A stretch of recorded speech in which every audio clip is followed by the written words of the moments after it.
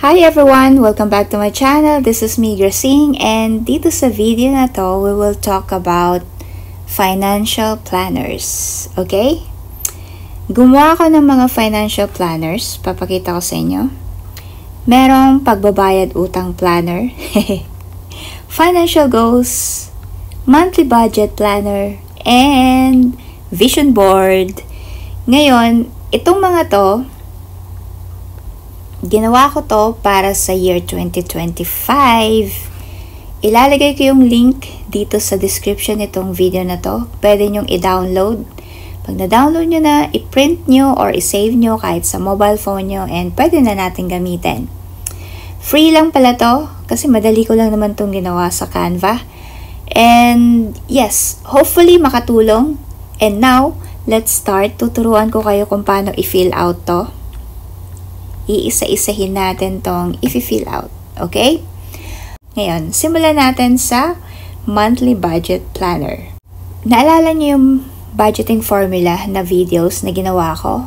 Kung hindi niyo pa naman napapanood yun, bago lang kayo dito sa channel ko, ilalagay ko yung link dito sa description para shortcut na. I-click nyo lang yun and then panoorin nyo ulit para makarelate kayo kung ano yung pinag-uusapan natin dito. Pero dito sa video na to, ang ginamit kong formula is 5, 15, 20, and 60%.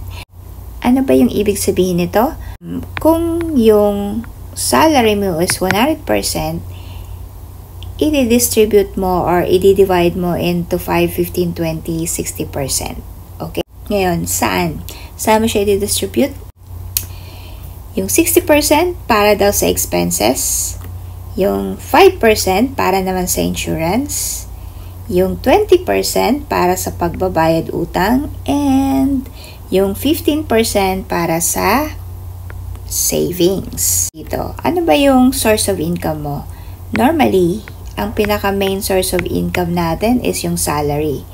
So, kunwari, in a month, meron kang 50,000. Take home mo na to ha, nabawasan na to ng government contribution and taxes. So, 50,000 pesos. Now, 60% of 50,000 pesos is 30,000.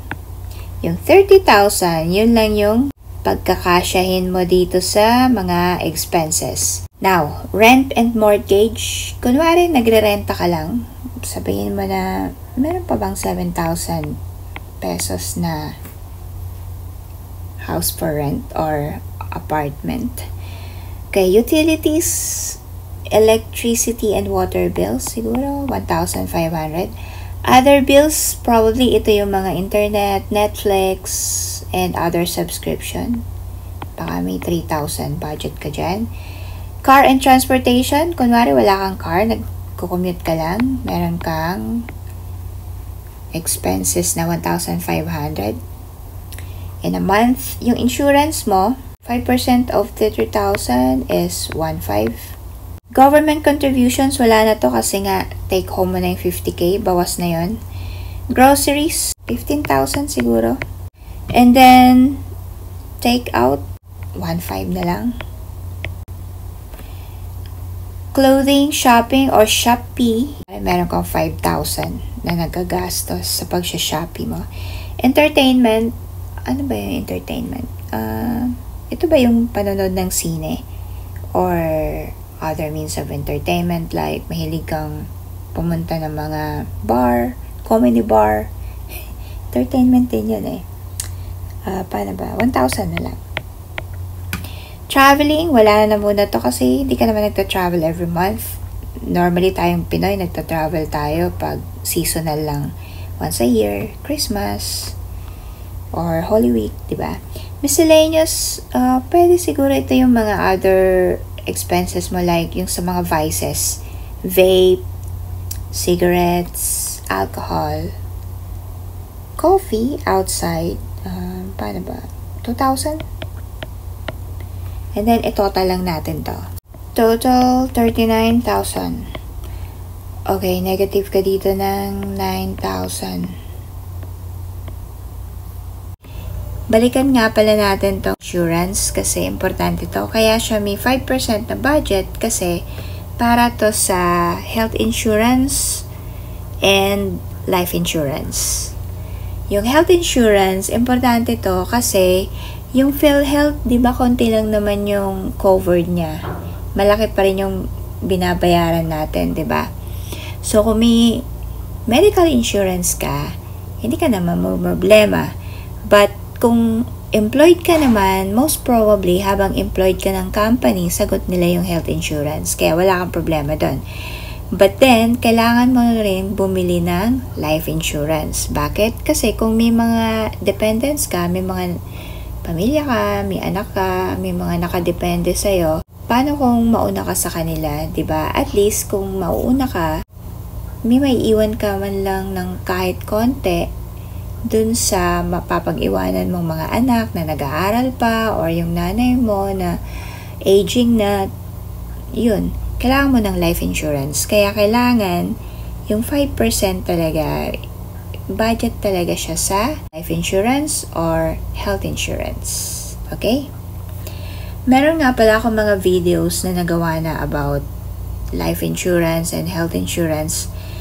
Yun, pwede nyo na lang hanapin yun sa mga playlist ko. Baba tayo, punta tayo dito sa debt. 20% of 50,000 is 10,000. So, may budget ka na 10,000 pambayad mo ng utang. Ano ba yung normally na nagiging utang natin? Credit card.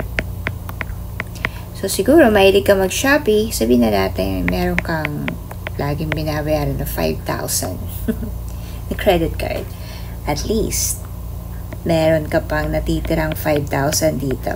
Di ba? Pero dito, negative ka ng 9,000. Kung idadagdag mo to dyan, meron ka pang negative na 4,000. So, baba tayo. Punta tayo sa savings na 15%. So, 15% of 50,000 is 7,500. Yun ang ilalagay mo sa savings mo. Especially sa emergency fund. Ano ba yung emergency fund? Yung emergency fund, sabi ng mga financial guru, kailangan meron kang at least 3 to 6 months of your monthly income. So, kung may 50,000 ka, multiply mo ng 6, meron ka dapat 300k. Okay? Now, ano ba yung mga emergency? Diba? Emergency. Emergency na may nagkasakit sa pamilya mo, merong calamity, may bagyo, may baha, or nawalan ka ng work. At least, kung may emergency fund ka na equivalent to 6 months, masusustain nito yung days na wala kang kita. Okay? Or, may mabubunot ka anytime. And guys, itong 15% of your income, ano to talaga, hindi mo to gagalawin kasi para to sa future mo eh. Para to sa kapakanan mo. Also, one of the good benefits of having emergency fund is sa trabaho. Kung toxic na yung work environment mo, hindi na kayo magkasundo ng boss mo, stress ka na lagi, naapektuhan na yung work mo. Kung may pera ka, you have all the freedom to leave your job. Kasi ang importante talaga yung health, especially yung mental health. Kaya ito, wag na wag mong gagalawin yung 15%. Ipunin mo lang ng ipunin. And then, pag naipon mo na yung target emergency fund mo, for example, 300k, huminto ka na, ilagay mo na yung pera mo sa investment. Now, ang daming pwedeng paglagyan ng pera na pwedeng kumita. Nandyan yung mga mutual funds, stock market, but kung papasok ka doon, kailangan mong pag-aralan mo na yun. Ang pinakamadali na pasukin na investment na walang lugi is yung tinatawag na MP2. Meron din pala akong video nito. I-click nyo na lang sa playlist or ilagay ko na nga rin yung link dito sa description nitong video na to para shortcut. So, yun. Kung na-attain mo na yung 300k na emergency fund, perhaps yung 7,500, ilagay mo na dito sa MP2. Okay? And then, dito naman sa bills, i-expand mo lang kung ano yung other bills. For example, Netflix, internet connection, cable, Meron pa bang cable TV? Gym. Membership. Spotify. It's costing 3,000 in a month. So, ito yung nagagastos mo sa mga ganito. Mga subscription. Now, balikan natin to expenses mo. Sabi dito 30,000 pero lumagpas ka, negative ka ng 9,000. And then, okay ka naman sa utang. Sobra ka nga. So, yung 5,000 mo, pwede mo na siguro siyang idagdag dito. Para mapabilis yung pag-iipon mo ng emergency fund. And then, later on, pwede ka na mag-invest. And then, pag nabayaran mo na siguro tong credit card, wala na to. Itong 10,000 na to, buo na yan dito. Diba? So, madadagdagan ka ngayon yan ng 10,000. Mapapabilis yung pag-i-invest mo and pagsisave mo ng pera. Now, balikan natin yung budget mo. Bakit ka nga pala negative? Baka pwedeng may bawasan sa budget mo. Ang dami mong pwedeng tipirin dito. Netflix, wag na lang. Total, may internet ka naman. Cable TV, wala na yatang nanonood. Gym, wag na lang. Tamad ka naman pumunta ng gym. Spotify. So, yung internet mo siguro magiging 1,500 na lang to in a month. And dito yung mga vices mo. Kung naninigarilyo ka, yun, yung vape, diba? Kunwari, nagve-vape ka or most of the time, nagkakapi ka sa labas, pwede mo na siguro itong bawasan. Gawin mo na lang siguro mga 800. Diba? Entertainment, baka wag na lang muna. Kasi negative ka na nga dito. And then dining out, wag na lang. Once a month na lang siguro kung nagsimba kayo na mag-anak, pwede kayong kumain at least once a month kung pwede naman. So siguro mga 700 na lang yung magagastos mo in a month. Groceries, hindi pwedeng tipirin kasi baka maging malnourished naman yung pamilya mo. Transportation, utilities. Ngayon, kung hindi talaga pwedeng pagkasyahin, bakit hindi natin dagdagan yung sources of income natin? Baka naman may mga talent tayo, marunong tayo mag-bake. Marunong tayo ng online selling. Or baka magaling tayo sa math or English. Pwede tayong mag-tutor sa mga kapitbahay natin or mga kaibigan natin. Then, pwede madagdagan yung kita natin. Hindi na tayo magne-negative. And we're done. Ang galing, no? Napaka-useful nitong monthly budget planner na to. Meron din tayong utang planner. So, dito, ito-track mo yung pagbabayad mo ng utang. Para alam mo yung kung kailan ka makakatapos ng utang.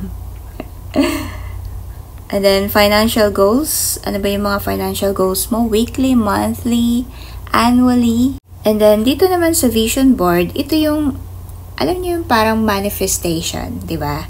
Ipiprint nyo to, ilalagay nyo to kung saan laging visible sa inyo. Para paggising nyo pa lang, bago kayo matulog, makikita nyo na to, ima-manifest nyo. Ano ba yung mga gusto nyo mangyari? Related to wealth, health, family, love, career, spirituality, and knowledge. Didikitan nyo lang to ng mga picture. For example, yung wealth goal. Dikitan nyo na US dollars. Okay, that's it guys. I hope natuto kayo dito sa video na to. And salamat nga pala sa panonood ng mga videos ko. I'll see you next year for year 2025. Thank you guys. I love you everyone and thank you so much. Bye-bye.